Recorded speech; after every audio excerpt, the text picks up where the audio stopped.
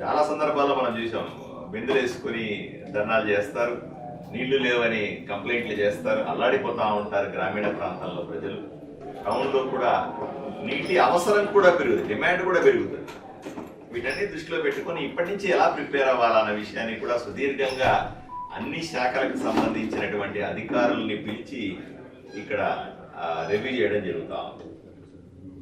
ఒకవైపున ఎంపీడీఓ గారు అయితేనేమి, గ్రామీణ నీటి సరఫరా ఆర్డబ్ల్యూఎస్ పథకానికి సంబంధించిన వాళ్ళు అయితేనేమి, ఇంజనీర్లు అయితేనేమి, పిఎల్పిఓ గారు అయితేనేమి, అలాగే మున్సిపాలిటీకి సంబంధించినటువంటి అధికారులు, ఇంజనీర్లు అందరినీ పిలిచి ఇప్పుడున్న పరిస్థితి ఏమిటి, 3 నెలల తర్వాత వేసవిలో ఏం చేసుకోవాలన్న విషయాన్ని సుదీర్ఘంగా చర్చించారు.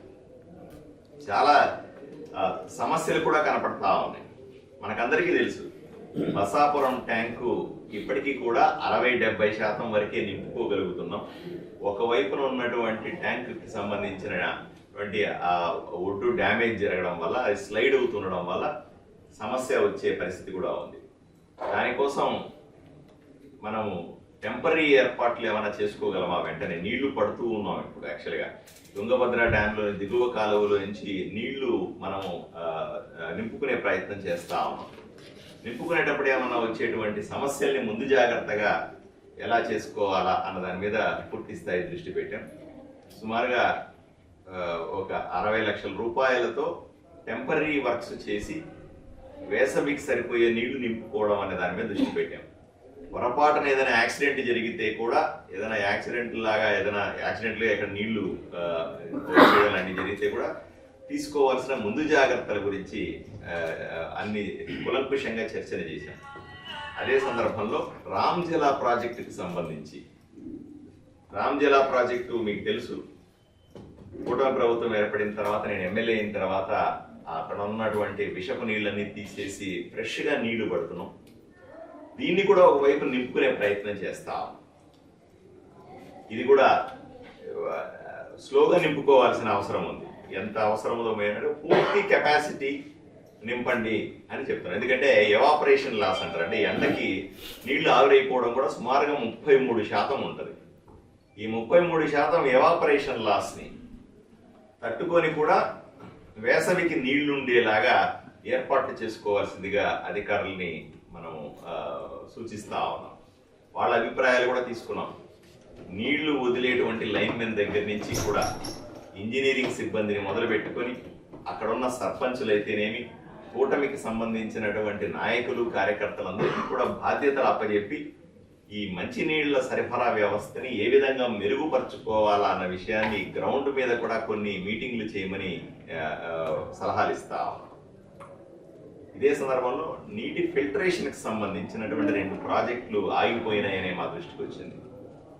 సుమారుగా 70-80% పూర్తయినప్పటికీ కూడా కాంట్రాక్టర్ డబ్బులు తీసుకుని పారిపోయిందండి, రెస్పాండ్ అవ్వట్లేదు అని ఇంజనీర్లు మాకు తెలియజేశారు. ఆ కాంట్రాక్టర్ని ఎలా పట్టుకురావాలని తప్పనిసరిగా ఆలోచన చేస్తాం.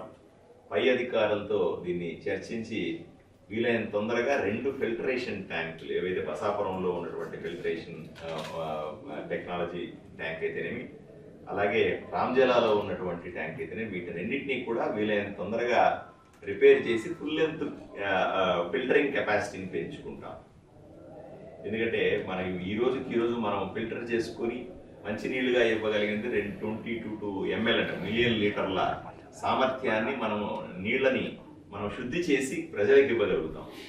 ఈ 2 కానీ తయారైతే, 2 ఫిల్టరేషన్ సంబంధించినటువంటి ఇన్ఫ్రాస్ట్రక్చర్ తయారైతే, వసతులు తయారైతే 33 మిలియన్ లీటర్ల సామర్థ్యాన్ని మనం ఫిల్టర్ చేసే కెపాసిటీ వస్తుంది. ఇప్పటికి మన డిమాండ్ 25,000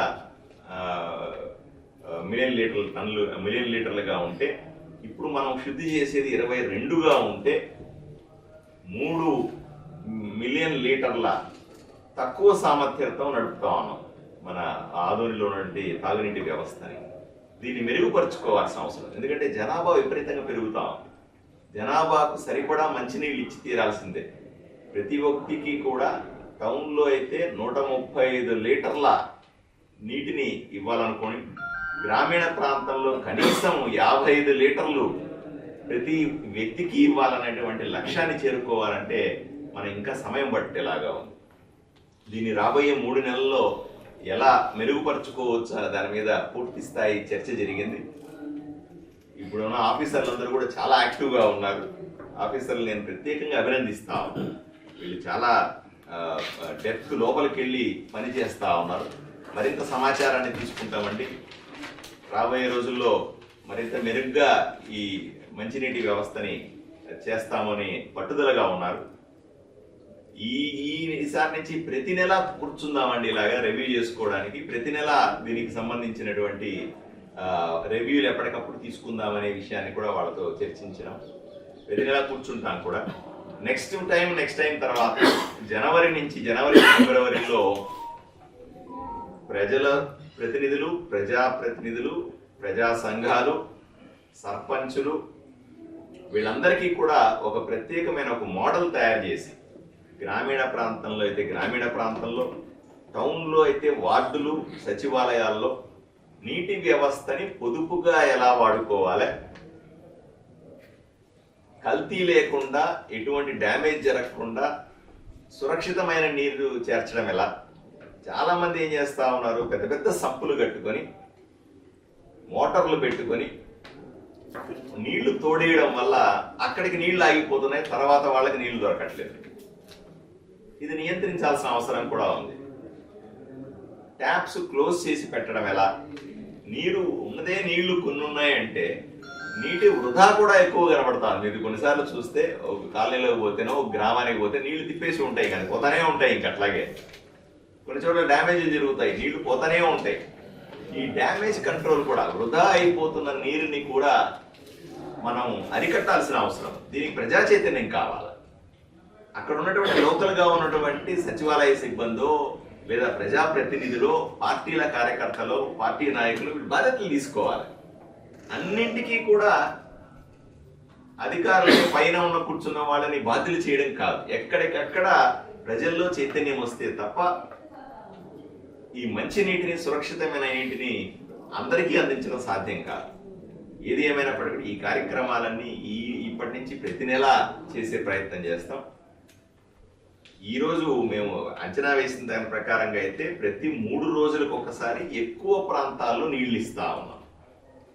కొన్ని చోట్ల మాత్రం 5 రోజులకు ఒకసారి నీళ్లు ఇచ్చే పరిస్థితి ఉంది. అంటే టెయిల్ ఎండ్ అంటారు, చిట్ట చివర గ్రామాలు, చిట్ట చివర ఇళ్లకి 5 రోజులకి ఇచ్చే పరిస్థితి ఉంది.